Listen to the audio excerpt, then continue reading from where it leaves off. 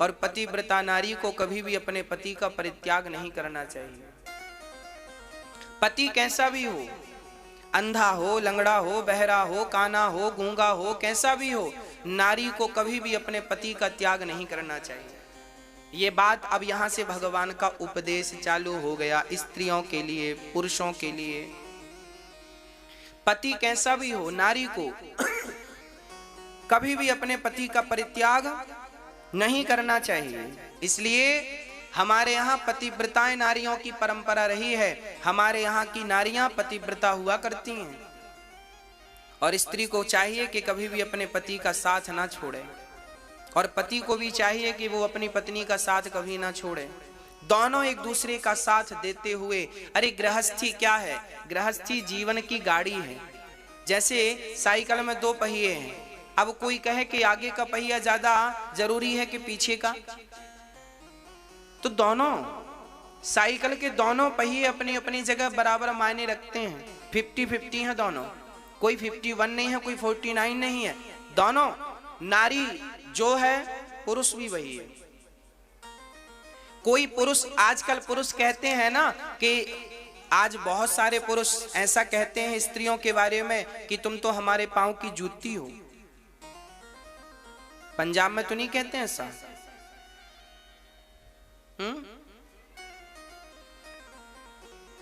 क्यों जी, पुरुष यहां के तो नहीं कहते? बहुत सारे पुरुष ऐसा कहते हैं पत्नी को, तुम हमारे पांव की जूती हो। कह देना इन पुरुषों से, पांव की जूती नहीं है हम। स्त्रियां पांव की जूती नहीं होती, स्त्रियां तो सिर की पगड़ी होती हैं, कुल की शान होती हैं। अरे नारी ना हो तो नर ना हो। इसलिए नारी निंदा ना करो, नारी नर की खान, और नारी ने पैदा किए राम कृष्ण हनुमान। नारी वही तो है जिसने गुरु गोविंद साहब को जन्म दिया है। नारी वही तो है जिसने भगवान राम को जन्म दिया है। नारी वही तो है जिसने भगवान श्री कृष्ण को जन्म दिया है। नारी वही तो है। आज ये जितने पुरुष कहते हैं मैं मर्द हूं, तो तुम मर्द हो तो तुम्हें पैदा करने वाली स्त्री ही तो है। तो जिसने तुम्हें मर्द बनाया तुम उसे कहते हो पांव की जूती है।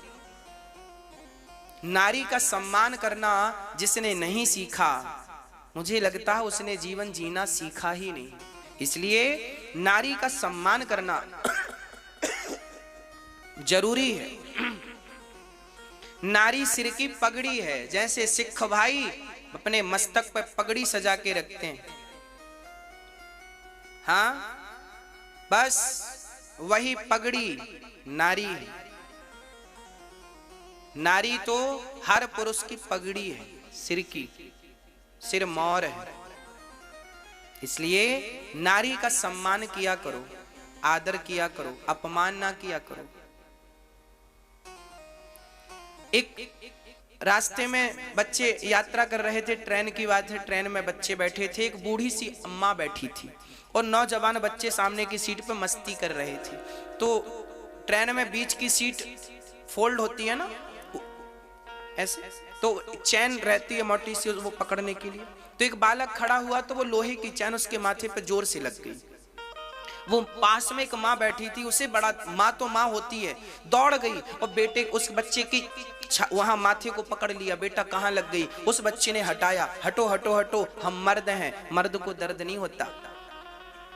उस बच्चे ने कहा हम मर्द हैं और मर्द को दर्द नहीं होता। तब उस बूढ़ी सी माँ ने देखते हुए कहा बेटा तुम मर्द हो, तुम्हें दर्द नहीं होता, पर तुम बच्चों को पैदा करते समय, तुम मर्दों को पैदा करते समय हम माँओं को बहुत दर्द होता है बेटा, हम माँओं को बहुत दर्द होता है। तुम मर्द तब बनते हो जब हम दर्द से गुजरती हैं, हमारे दर्द सहने से ही तुम मर्द बने हो। हमने दर्द ना सहा होता तो तुम मर्द ना होते। तो ये जो मर्दानगी है ना, ये मर्दानगी तब चुकेगी जब माँ की सेवा करोगे। इसका ऋण तब चुकेगा जब अपनी माँ को प्रसन्न करोगे अपनी सेवा से। केवल माँ को नहीं, नारी जात को, चाहे वो नारी पत्नी के रूप में हो, चाहे माँ के रूप में हो, चाहे बेटी की और चाहे बहन के रूप में हो, हर नारी का सम्मान करना जरूरी है। रास्ते से गुजरने वाली हर स्त्री जो है उसका सम्मान करने की जरूरत है।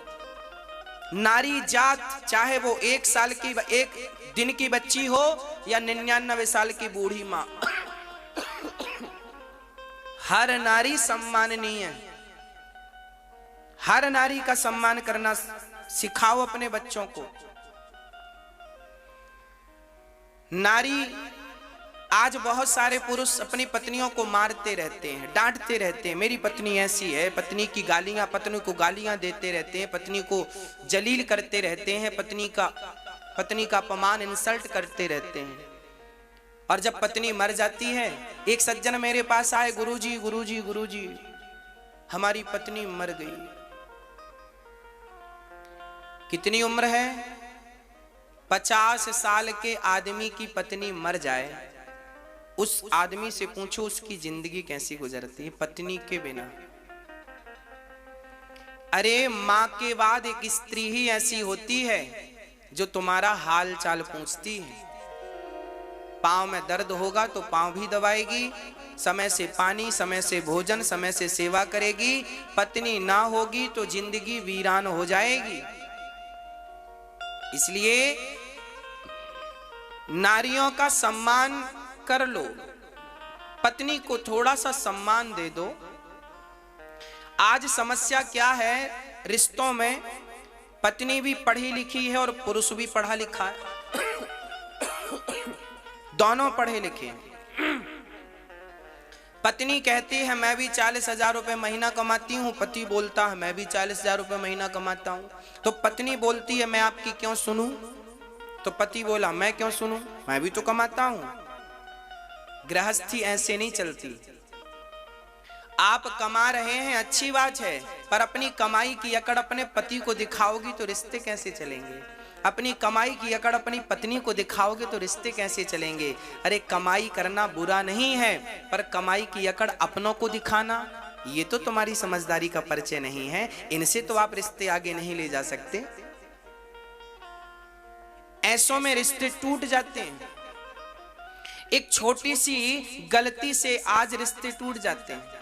आज की लड़की को सहन होता नहीं है, लड़कों को भी सहन नहीं होता। शादी कर लिए, अच्छा शादी आज कर तो सब लेते हैं पर निभाना बड़ा मुश्किल है आजकल।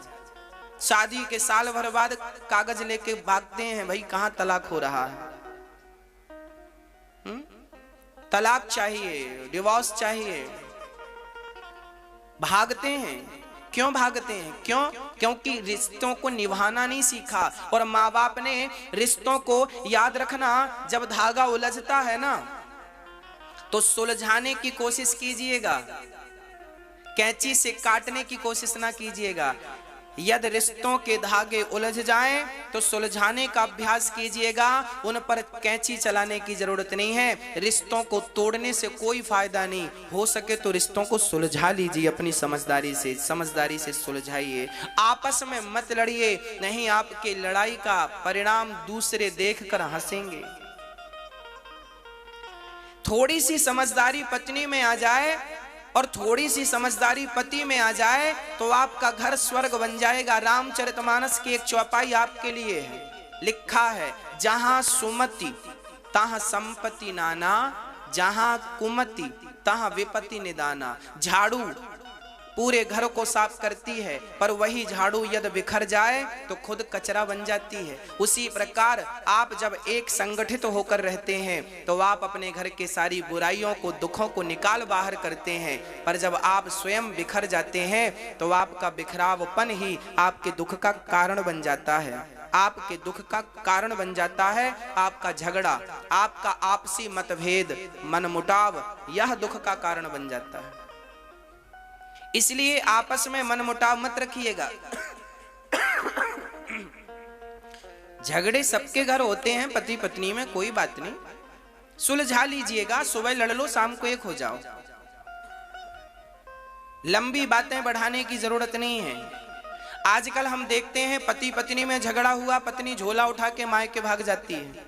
लड़कियों की, स्त्री जात की सबसे बड़ी गलती यही है।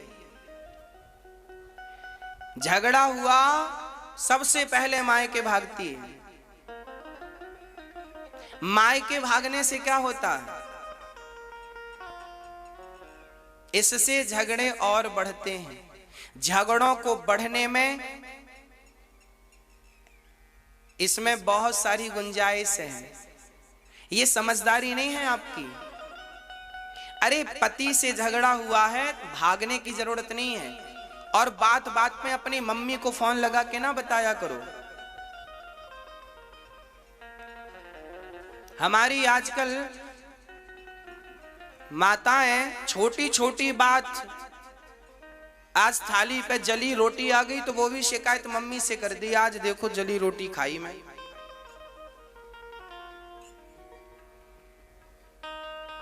ये गलतियां ना माँ बाप की भी हैं, जो आपने अपने बच्चों को मजबूत नहीं बनाया, जूजू बना दिया। जूजू थोड़ा स्ट्रांग बनाया होता, मजबूत बनाया होता। हर हाल में स्थितियां परिस्थितियां कब बदल जाए जानता कौन है? कौन जानता था कि माता सीता को 2 बार वनवास होगा? कौन जानता था कि कमल के पुष्पों में चलने वाली माता सीता नंगे पांव जंगल में चलेंगी? कौन जानता था कि राम की पत्नी जंगल की लकड़ी बेच करके, जंगल की लकड़ियां काट करके आश्रम में लाकर अपना चूल्हा जलाएंगी? कौन जानता था? हाँ, मेरी माँ अपनी बेटियों को स्वावलंबी बनने की शिक्षा दिया करो, बेटों को नारियों का सम्मान करने की शिक्षा दिया करो। तब ये समाज आगे बढ़ेगा, तब ये भारत आगे बढ़ेगा।